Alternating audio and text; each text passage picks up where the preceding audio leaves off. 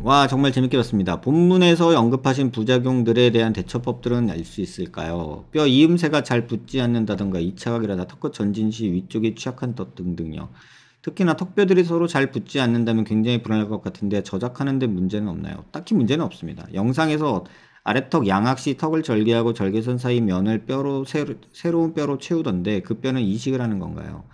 이식하는 경우도 있고요. 아니면은 그냥 저절로 생겨나는 경우도 있고요. 저절로 생겨나기를 기다리죠, 일반적으로. 그리고 치아를 발치해야 되는 경우도 있다고 하시는데 발치 없이 하악외소증의 양악수술은 불가능한 건가요?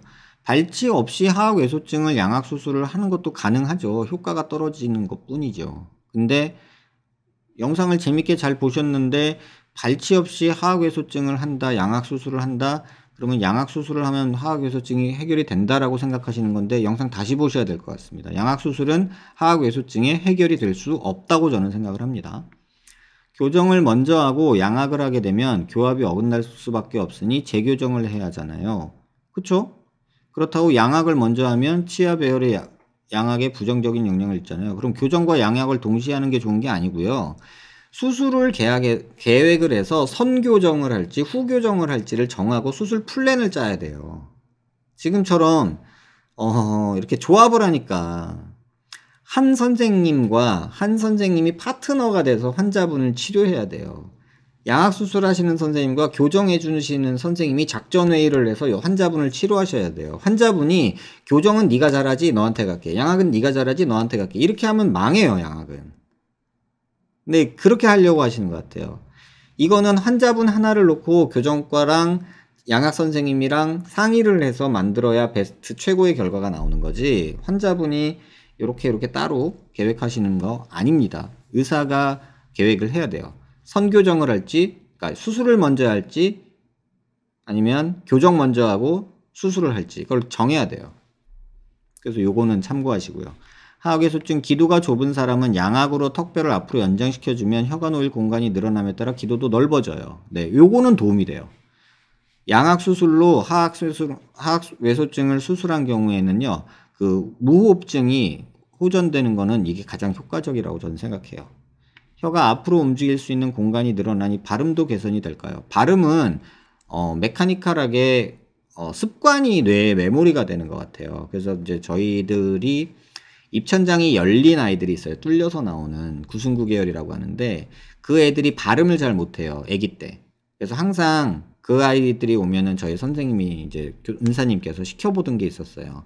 개미와 배짱이가 싸웁니다. 이 발음을 시켜요. 그러면 그 아이들이 발음을 어떻게 하냐면 입천장이 열려 있으니까 개미와 배짱이가 싸웁니다 이렇게 얘기를 해요.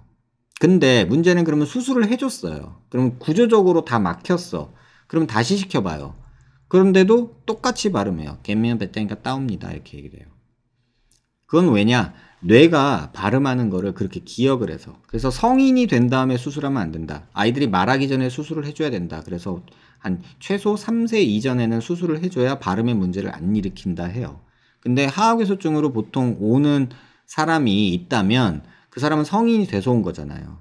그러니까 발음에는 영향을 거의 못 줘요. 그래서 이런 분들을 대상으로 음성 치료를 따로 해요. 발음하는 법을 훈련을 시켜야 돼요.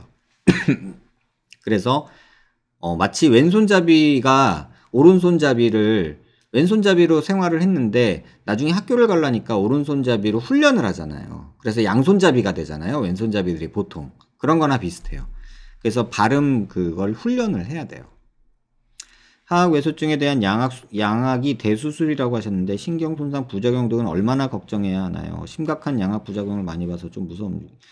저 영상 좀 다시 한번 보세요. 하악외소증인데 양악수술하라고 저는 잘 말 안 해요.